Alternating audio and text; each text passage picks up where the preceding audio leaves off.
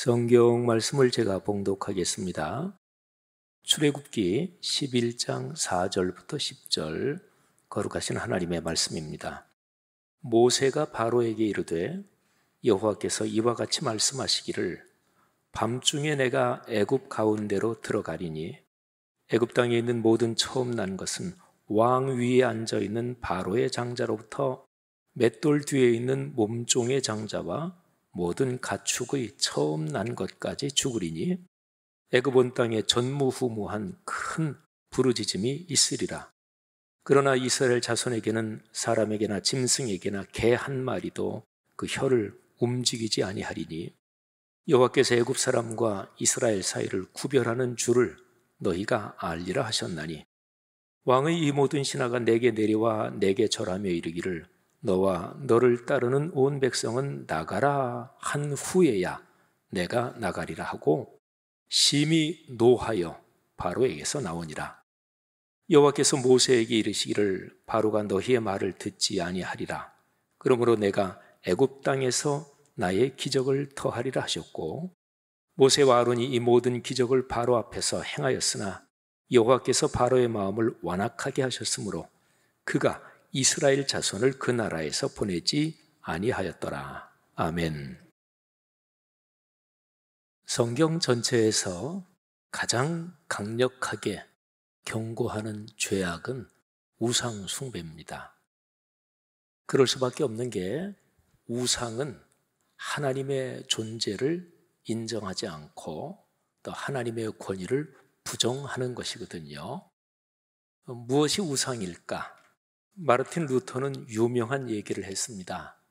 신이 하나님이 무엇인가? 네가 가장 중요하게 생각하는 그것이 곧 너의 신이고 하나님이다 하는 얘기를 했습니다. 이거를 조금 더 보태면 내가 가장 중요하게 생각하는 것, 그게 나의 하나님이고 성경의 용어로 말하면 나의 우상이죠. 또 무엇을 두려워하십니까?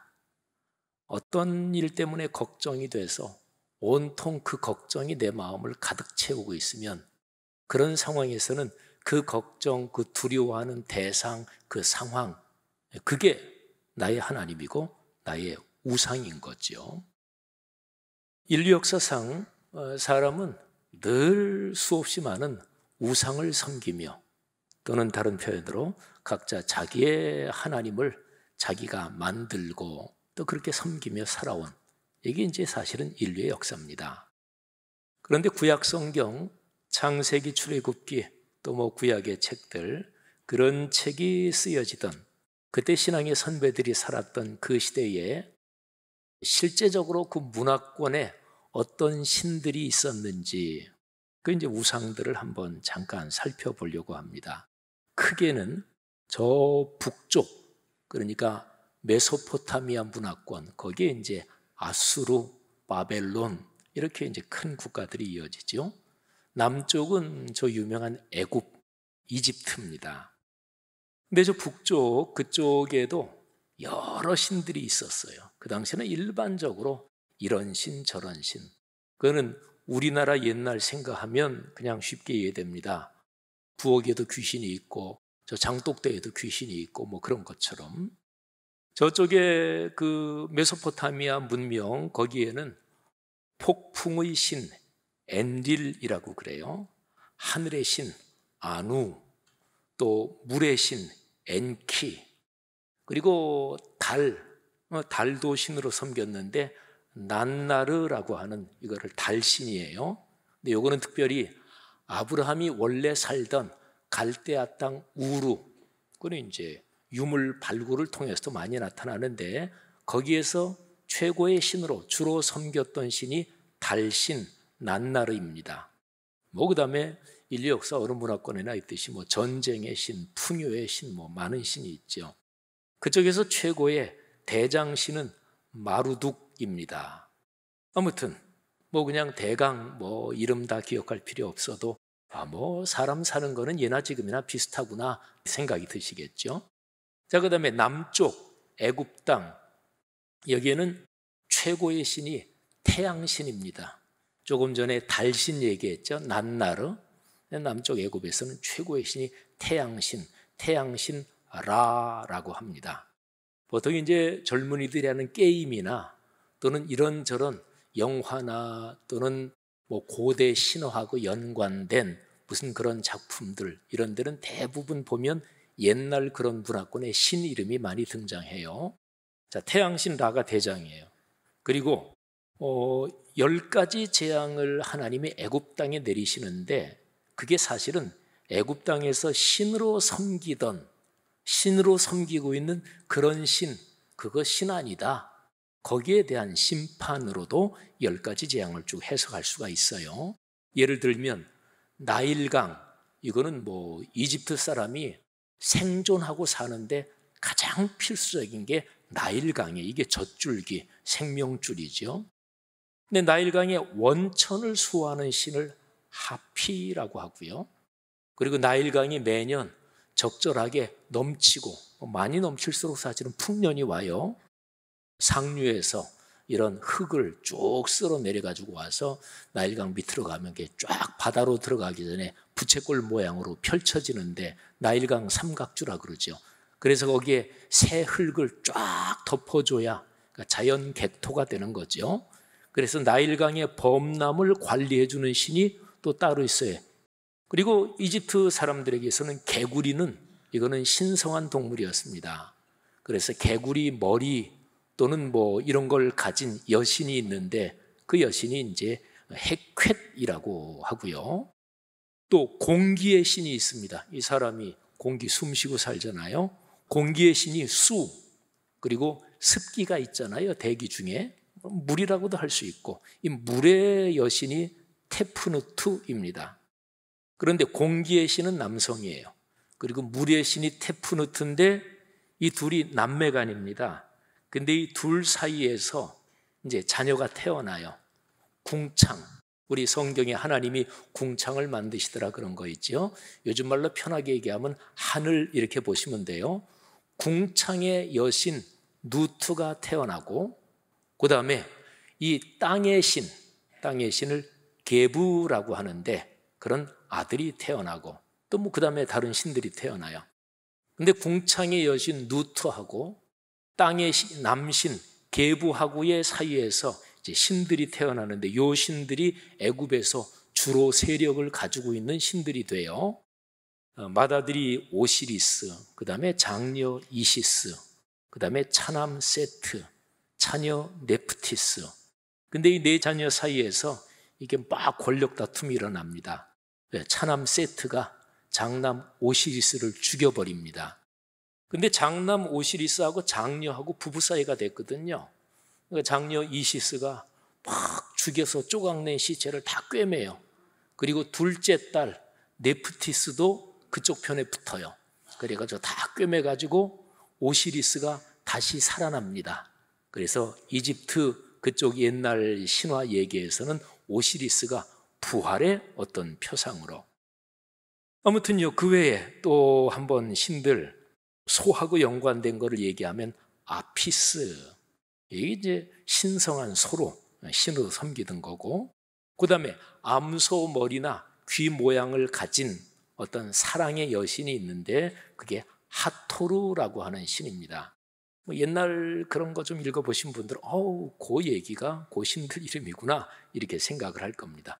아무튼요, 성경이 구약의 모세오경 비롯해서 이런 게 있을 당시에 저 북쪽 문화권의 여러 신들, 남쪽 문화권의 여러 신들, 공통점이 있습니다. 태양, 달, 또 사람 생존하는 데 꼭 필요한 뭐 물, 공기, 땅, 이런 게 몽땅 다 신입니다.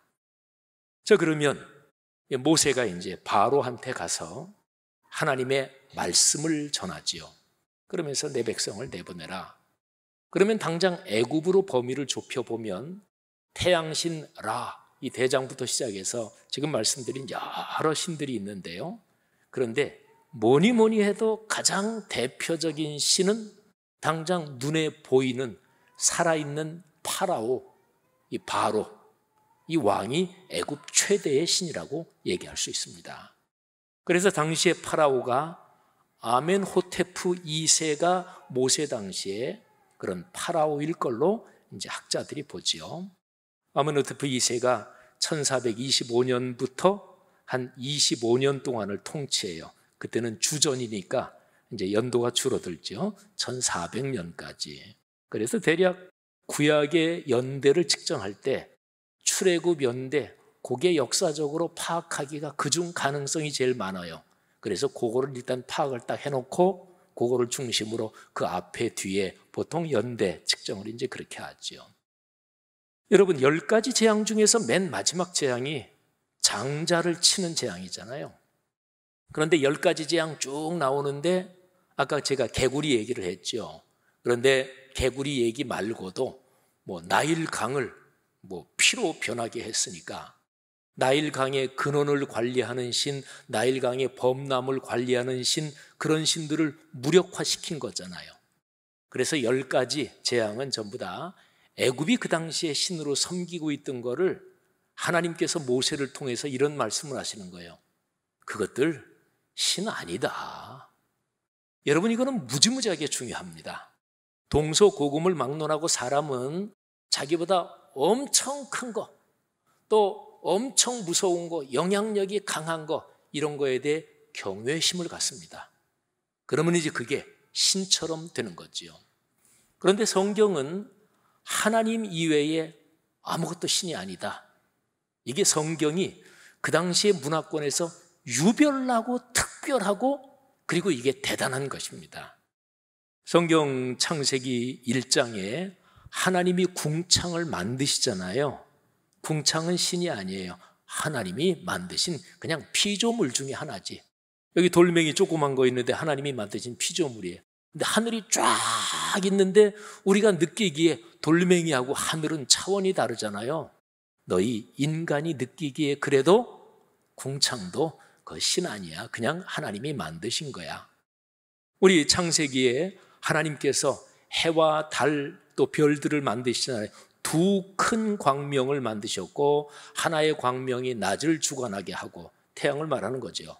다른 작은 광명, 그거는 밤을 주관하게 하고 달, 태양신, 달신은 인류 역사 거의 공통적으로 다 신으로 숭상했습니다. 그런데 성경이 그거 신 아니다.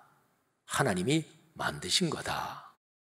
여러분, 가만히 생각해 보면 와, 진짜로 엄청난 얘기구나. 그렇습니다. 그 당시에 고대 근동지방에서 역사적으로 고고학적으로 발굴되는 현재까지 모든 거 다 통틀어서 유일신 신앙은 히브리 민족 거기만 있었어요.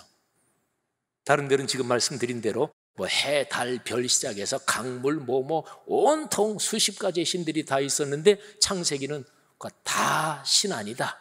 그냥 하나님이 만드신 거고 그거는 자연 피조물들이다. 그리고 그 모든 피조물보다 가장 탁월하게 가장 아름답게 하나님이 창조하신 게 사람이다. 사람은 하나님이 당신의 형상을 따라 창조했다. 하나님의 인격적인 분이세요. 그래서 사람도 인격적인 하나님의 형상을 가진 존재다. 여러분, 이거는 무지무지한 얘기입니다. 그러니까 인류 역사에서 사람이란 존재의 존엄성, 사람은 귀하다. 사람은 사람다워야 된다. 하나님의 형상을 받은 존재다. 이게 무지무지하게 독특한 거예요. 자, 애굽에서도요. 출애굽 사건, 여기 이제 당장은 이스라엘 백성을 이렇게 끌어내오고 10가지 재앙을 내리고 그런데 이 출애굽 사건의 중심을 꿰뚫고 흐르는 것은 다음과 같은 얘기입니다. 바로는 신이 아니다. 여러분, 이거는 무지무지하게 중요한 얘기예요. 10가지 재앙도 각각 이런저런 잡다한 애굽의 신들을 하나님이 치시면서 봐라, 그거 신 아니다 이렇게 말씀하신 건데 사실은 아까 말씀드린 대로 결정적으로 모든 신들 중에서 태양신 라가 제일 최고 대장이고 이런 게 있지만 사실은 현상적으로는 살아있는 애굽의 파라오, 현현하는 신, 이 바로가 최고의 대표적인 신이거든요. 근데 바로를 치시는 거예요. 그러면서 바로는 신이 아니다. 사람이다. 자, 그게 맨 마지막 10번째 재앙을 내리면서 모세가 하나님의 말씀을 받아서 전달합니다. 대언하지요. 근데 이 대언하는 얘기가 지금 이런 거를 이렇게 좀 생각하고 이 성경 본문을 보면 와, 이게 무지무지한 얘기구나, 이런 거를 알 수가 있습니다. 자, 모세가 대언하는 얘기를 보세요. 내가 밤중에 애굽 가운데로 들어간다. 모세가 아니라 하나님이 들어오신다는 얘기예요. 내가 들어간다. 애굽 땅에 있는 모든 처음 난 것은 왕 위에 앉아있는 바로의 장자부터 맷돌 뒤에 있는 몸종의 장자. 여러분, 이거 그 당시 얘기로 말이 안 되는 것입니다. 아니, 최대의 신 바로의 아들하고 저 천한 저 노예의 아들하고 비교 자체가 안 되는 거죠. 비교 자체가 할 수 없는 거예요. 만일에 이런 얘기를 애굽 사람 누가 했다면 이거는 신성 모독인 거죠. 우리나라에서 정치인들이 가끔 싸우면서 이제 뭐 대통령을 싫어하는 사람, 좋아하는 사람 있을 거 아니겠어요. 근데 대통령 뒤에 님자를 안 붙였다, 또 대통령과 연관된 뭐 표현, 문장에 존대를 안 했다, 뭐 이런 거 가지고 시비를 걸고 그러죠. 한 나라나 인간사회 조직에는 그 조직에 관련된 이 제도적인 예우라는 게 있는 거예요. 그 의전이라고도 그러죠. 그런 거는 잘 지켜져야 돼요. 그 의전이 깨지면 그 다음에는 속절없이 다 깨지고 맙니다. 자, 아무튼요. 그런데 이 바로는 이런 거하고도 비교가 될 수 없는 거예요. 바로의 아들하고 다른 모든 국민의 아들들은 차원이 다른 거예요. 바로가 신이라면 바로의 아들도 신이죠. 신의 아들이지요. 그런데 신의 아들을 저 노예의 아들하고 비교해요? 말이 안 되는 거잖아요. 그러니까 이 표현이 얼마나 무지무지한 표현인가 하는 거를 이제는 이해가 좀 되죠. 그런데 거기서 더 나갑니다.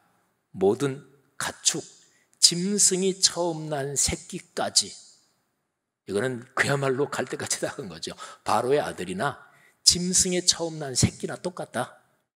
뭐 이게 사람하고 짐승하고 똑같다 이런 얘기가 아니라 신 아니다, 이런 얘기입니다. 자, 그런데 보세요. 하나님께서 당신이 선택하신 이스라엘 백성을 구별합니다. 여기에 7절 말씀에 보면 그러나 이스라엘 자손에게는 사람에게나 짐승에게나, 그리고 그 다음에 또 센 표현이 나와요. 개 한 마리도 그 혀를 움직이지 않을 것이다. 바로의 아들부터 모든 애굽 사람의 장자들, 그리고 짐승 새끼까지 전부 다 죽어서 큰 곡소리가 나는데 이스라엘 백성한테는 곡소리가 전혀 없을 것이다. 개조차도 혀를 움직이지 않을 것이다. 아주 강력한 있는 표현이죠. 그러면서 여호와께서 애굽 사람과 이스라엘 사이를 구별하는 줄을 너희가 알리라. 이게 뭐냐면 여호와 그분만이 참 신인 것을 이 마지막 재앙을 통해서 알게 될 것이다. 자, 성도 여러분, 출애굽기를 이렇게 읽으면 출애굽기의 메시지가 엄청나고 대단하다는 걸 알 수 있겠죠. 여러분, 예수 믿고 사는 거는 내가 그냥 마음에 안정, 평화 좀 얻고, 또 사람 누구나 내외, 또 아들, 딸, 손녀, 손자, 직장, 사업, 공장, 가게 운영하는 거 잘 되기를 바라고, 또 그런 걸 놓고 기도해야 되고 하나님께서 응답도 해주시고 그러지요. 그런데 기독교 신앙을 가진다는 것은 한 나라와 민족 또는 문화권 전체에서 다른 가치관을 가진다는 걸 말해요. 다른 세계관을 가진다는 걸 말해요. 이게 바로 이런 엄청난 예잖아요. 사랑하신 여러분, 오늘 이 말씀을 이렇게 가만히 묵상하면서 우리 자신을 한번 돌아볼 필요가 있습니다. 자, 저 북쪽에 메소포타미아 문화권의 수많은 신들, 남쪽 애굽의 신들, 그리고 이집트의 현실적으로 최대의 신이라고 할 수 있는 바로, 파라오. 근데 성경은 바로 신 아니다. 하나님 한 분만이 신이다. 자, 그러면 여러분과 저의 삶에서 혹시 저 메소포타미아 문명권이나 이쪽에 이집트나 그 먼 옛날에 신으로 섬겼던 그런 신들 혹시 섬기고 계신 분이 계십니까? 비근한 예를 하나 들면, 이사하실 때 손 없는 날을 고르잖아요. 근데 저는 야, 그거 진짜 비상식적이다. 손이 많아야 이사하기 편하지. 왜 손 없는 날을 고르지? 야, 이거 별난 사람들도 다 있네. 여러분, 날짜 고르십니까? 그러면 이미 그것도 여러분에게 하나의 신이에요. 예수 믿는 사람 중에서도 그래도 1년에 한 번 정도는 점집 가야지. 제가 옛날에 목회하던 게 어떤 권사님이 그러신 분이 있었어요. 그래서 남편 장로님이 저한테 목사님 우리 권사 좀 알려줘요. 그 당신이 권사인데 점 보러 가면 되냐고. 그랬다. 여보 그래도 1년에 한 번쯤은 점 봐야지. 그것도 신이죠. 그런데 그런 것보다 더해서 제가 아까 제일 처음에 근본적으로 신이 뭐냐, 하나님이 뭐냐, 우상이 뭐냐, 여러분 어떤 것이 여러분의 삶에서 제일 중요하십니까? 아브라함에게는 이삭처럼 중요한 게 없었겠죠. 아브라함을 훈련시킨 하나님이 바로 그 점을 정확하게 딱 짚으신 거예요. 아브라함아, 내 아들 100세 얻은 아들이 신이 되면 안 돼. 이삭은 신이 아니야. 이삭을 신처럼 그렇게 생각하고 가장 중요하게 생각하는 내 심정은 내가 알겠지만 그게 이삭한테도 안 좋고 너에게도 안 좋고, 내가 너에게는 특별히 중대한 인류 구원의 소명을 줬는데 너는 그 어떤 것도 신으로 섬기지 말고 창조주 여호와 하나만 신으로 섬겨야 된다. 그게 인생의 복이다. 사랑하신 여러분, 어떤 거를 요즘 두려워하십니까? 저는 아까 일부 예배 때 제가 회개를 했어요. 제가 참회기도 인도하면서 가만히 하면서 마음속에 갑자기 성령께서 지적을 해 주시더라고요. 지난 주간, 지지난 주간 이런저런 우리 교회 사역이나 교계 일 맡은 것 때문에 뭐가 좀 걱정되는 게 한 두세 가지 있었어요. 그런데 갑자기 일부 예배 참회기도 인도하는데 성령께서 지적을 해 주시는 거예요. 야, 너 그거 걱정하고 두려워하고 있구나. 근데 생각은 순간적으로 막 이렇게 연결이 되잖아요. 근데 왜 걱정했지? 그랬더니 제 체면, 제 자존심 이런 것도 사실은 동기에 숨겨져 있더라고요. 근데 갑자기 깨달음이 오는 거예요. 하나님만을 최고로, 그분만을 신으로 섬기면 어떤 두려워하는 게 없어지는 거 아니냐. 너 목사니까 너무나 잘 알고 있는 거 아니냐. 마태복음에 그 어떤 것도 두려워하지 말아라. 참새 한 마리도 어쩌지 못하는 너희 인생들, 근데 하나님께서는 참새 한 마리도 귀히 여기신다. 먼저 그 나라와 그 일을 구하고 먹고 살고 하는 것 때문에 두려워하고 걱정하지 말아라. 하나님이 기르신다, 지키신다. 성도 여러분들이요, 요즘에 여러분의 삶에서 심하게 두려워하고 걱정하는 거를 놓고 한번 가만히 기도해 보세요. 그게 내 우상이 아니었나. 하나님만 최고로 놓으면 그러면 담대해집니다. 신앙생활 하시면서 다 경험해 보셨잖아요. 어떨 때 막 두렵고 할 때도 기도하고 그러면서 하나님이 은혜를 주셔서 꽉 담대한 마음이 들 때는 세상적으로 표현하면 까짓 거 죽기밖에 더 하겠어? 이게 이제 세상적인 표현이에요. 근데 신앙적으로 말하면 주님이 저를 지켜주시니 감사합니다. 제가 고치기 힘든 그런 병에 걸려서 그래서 참 안타까워하는 분들을 위해서 목사니까 기도해드리고 그럴 때 제가 반드시 기도해드리는 내용이 있어요. 하나님께 다 맡기십시오. 그렇죠. 하나님께 다 맡기는 거죠. 하나님의 뜻이 그냥 이 정도 살다 내 나라로 와라. 그러면 가면 되는 것이고, 또 하나님의 뜻이면 간절히 기도해서 고쳐주시면 이 땅 인생 여정 더 걸어가는 것이고, 하나님께 완전히 맡기면 그러면 갑자기 배짱이 생기게, 이거를 영적 담대함이라고 합니다. 사랑하는 성도 여러분들이요, 우리의 개인적인 삶에서 이런저런 우상이라고 해석될 수 있는 것들 넉넉한 큰 믿음으로 떨쳐버리시기를 주님의 이름으로 축원합니다. 인간 사회 전체로 보면 독재는 우상입니다. 주로 정치 영역에서 쓰이는 말이죠. 독점, 주로 경제 영역에서 쓰이는 말이죠. 이거는 우상입니다. 독선, 사람의 판단 영역에서, 가치 영역에서 쓰이는 말이죠. 이것도 우상입니다. 이 앞에 들어갈 독자가 오로지 그것만, 이런 게 이제 독자잖아요. 그건 다 우상이에요. 하나님의 말씀 66권 성경 말씀, 이 말씀을 묵상하며 성령께서 말씀을 깨닫게 해주시는 그것만이 진리입니다. 이 말씀은 위대해요. 아까 말씀드렸잖아요. 그때 당시에 동양도 마찬가지, 동서고금 다 막론하고 이런저런 신, 태양, 달 할 거 없이 다 신으로 섬기고, 그러니까 인간의 삶이 얼마나 여러 군데 막 얽혀 있고 그냥 매여 있고 그래요. 거기에서 예수께서 오셔서 하신 말씀이지만 내가 너희를 자유롭게 하리라. 진리를 알지니 진리가 너희를 자유롭게 하리라. 이게 바로 창세기의 선언이고 출애굽기의 10가지 재앙, 그리고 마지막 재앙이고, 그리고 오늘날 우리에게도 마찬가지입니다. 성도 여러분들이요, 하나님께서 우리를 사랑하십니다.